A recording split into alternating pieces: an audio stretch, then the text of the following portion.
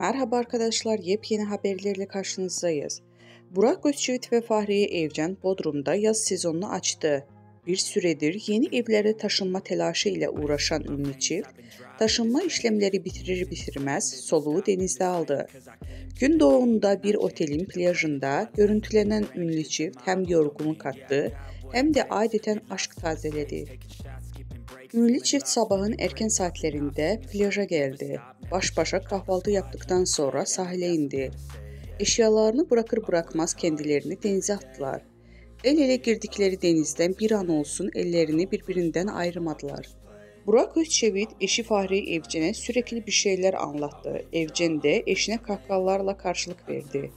Ünlü çift baş başa kaldıkları denizde adeten aşk tazeledi. Fahriye Evcen mor mayosu ve fit haliyle göz kamaştırdı.